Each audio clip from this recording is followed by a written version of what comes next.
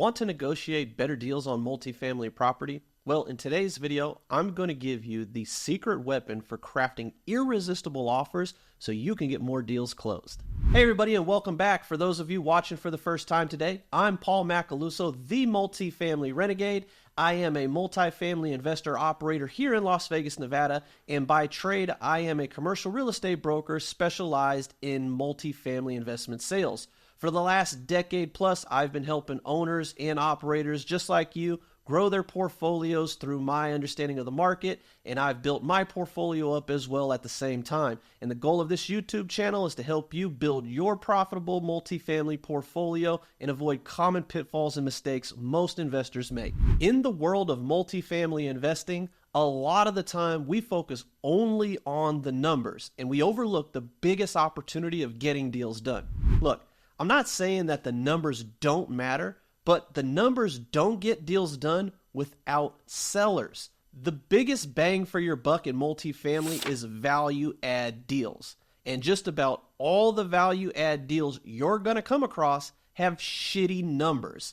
That's the whole reason why you're looking at them in the first place. The truth is, if the numbers were good from the start, the deal most likely wouldn't be the best deal to get into. Understanding the seller's motivations allow you to craft a tailored offer and close more deals faster. There's a reason every seller of a multifamily property is exiting. If their property was running great or their life was perfect, there would be no reason for them to sell. And it's your job to figure this out so you can create a scenario for them with your offer that works. Identifying sellers' motivations is really the secret weapon in understanding or uncovering the real reason for selling. Things like financial gain, downsizing, or offloading a troubled property are all very typical reasons for having a motivation to sell a multifamily property. Getting to the bottom of a seller's motivation, when you boil it down, is just a sales method. I know most people don't like being salesy, and really that's not what I'm talking about. Have you ever heard the saying, be interested, not interesting? This is a powerful technique that once you get it and know how to apply it is a real game changer, especially in the world of multifamily investing. What you need to know about motivation of a seller. Things that you gotta uncover when talking to sellers are the timing and urgency needs that they have, emotional attachment to the property, their financial objectives with selling the property, or problems that they're currently having with the property. Now, I want to dive into each of these topics a little deeper so you know what to look out for. Before we do, I want to make something clear. Once you understand these things about a seller's situation, it doesn't mean you are repeating it word for word or saying things like, well, my offer has ABC because you need XYZ. Now, I hope that makes sense to you because you can sound like a real jerk off to a seller if you do this. Let's talk a little bit about timing and urgency. Understanding a seller's urgency is going to allow you to craft your offer's timeline to correspond with what they have a desire for. Your due diligence, earnest money becoming non-refundable at a point, or how quickly you can close escrow are areas of your offer that can be adjusted to make it more attractive to a seller. Now, I want you to understand, if you cannot perform within a certain timeline, regardless of what the seller's situation or desire may be, don't do it. Because if you have to immediately start to ask the seller to change terms you presented after an agreement has already been made, it will make you look bad. And it's going to start things off between you and the seller on the wrong foot. Now, it could also blow the whole deal up. So you want to avoid this. Make sure your timelines are in line with what you can do to perform and try to craft those timelines accordingly to make it more attractive to a seller. All right, guys, let's move into emotional attachment. Now, this is a big one. Sellers may have an emotional connection to their property, believe it or not. Despite being an investment, some folks get their identity tied into a property. Now, I've met owners who for years would come to town, collect rents themselves, putter around the property doing maintenance things themselves, and believe it or not, this type of situation can be tough because they have so much time invested in the pride of ownership that they take things personally in the negotiation process. So be careful with how you handle this. Some tips I have for you on this are acknowledge their feelings and respect the property's history to build trust and rapport with these people. Now, you can do this by being interested, not interesting, and asking the right types of questions. Now, one of the most obvious things are financial objectives of the sellers. However, most of the time, they may not be 100% honest with you when it comes to this stuff. So figuring this one out can be easy, but you have to pay attention to what is being said and how it's actually being said. You want to know, is the seller looking for the best price, minimizing taxes, or avoiding costs like making major repairs or improvements to the property that are needed?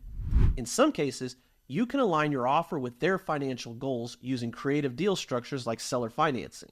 If a seller has a big tax hit coming if they sell, or if they know big repairs or improvements are needed, this can actually give you some really good ammo. So make sure that you're paying attention to the conversations that you're having with the sellers. Solving problems for the seller is actually a good position to be in, and that really does not ultimately always mean that you have to buy the property from them. Becoming a problem solver is like becoming a superhero to someone.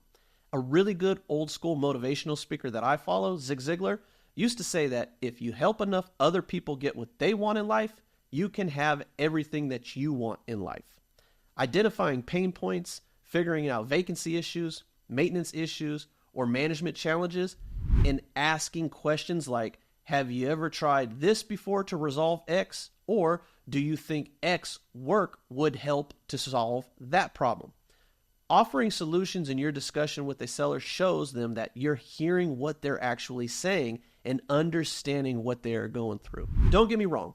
Some folks will try to downplay or flat out mislead you on issues that they may have with the property. So it's up to you to build rapport with them so when you are presenting your offer, it's crafted in a way that's like you've hacked into their minds without them knowing or realizing it. So let's bring it all together and give you some key takeaways that you guys are going to want to make sure of, which is the following.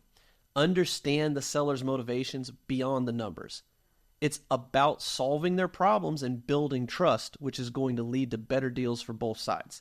Now, real quickly, I want to share with you guys a story about a deal that I purchased a couple years ago, give you an understanding of the ins and outs of it. So the owner that sold the property to me, he had a huge portfolio, and I built a lot of trust with him and rapport. And to be honest with you, he's actually now one of my personal friends and mentors. He's a great guy. But the deal that we struck together when I actually acquired a piece of his portfolio took several years. He wanted to get out of the business because there were changes in the rules and regulations governing tenant and landlord relationships. He was getting up there in age also, and he had some trouble with staff. And I knew all of this, and I did everything that I could in the meantime to try to help him out. You know, I helped him find another maintenance guy that he could use in the meantime. I did my best to break down things that were going on regulation-wise and help him work through some of those things that he didn't understand. So I was being a problem solver at the same time that I was building rapport with them. And again, this deal took several years for me to actually put together. But ultimately, he offered seller financing to me when the time came, and I had paid attention to a previous conversation that we had with one another where I actually presented him with an offer to buy a piece of the portfolio with very little money down. But he then came to me and said, hey, you know what? If you come with X amount of dollars, come talk to me. So after some time and I sold a property, I actually came back to him and said, hey, guess what? I now have X amount of dollars that I'd like to give you in exchange for purchasing a piece of your property. So because he was getting out of the business and had the challenges that he had and the help that I provided him, we had such great rapport that he was able to offer me seller financing on some really attractive terms. Now, and that ultimately turned into huge value and equity gains for me. You know, I put $1 million down on the deal, and I ultimately gained $2.5 to $3 million in equity on that property. So that original $1 million investment that I gave him, which was liquidity, turned out to triple almost in value for me. So to recap things, you guys need to discover the seller's motivations. You have to understand timing of the transactions. You want to respect their emotions and address financial goals while solving problems so you can craft a winning offer that's going to get accepted. Let me know in the comments below about your experiences with seller negotiations, or if you have any specific questions about negotiations that I can help you with. So that's going to do it for today's video, guys.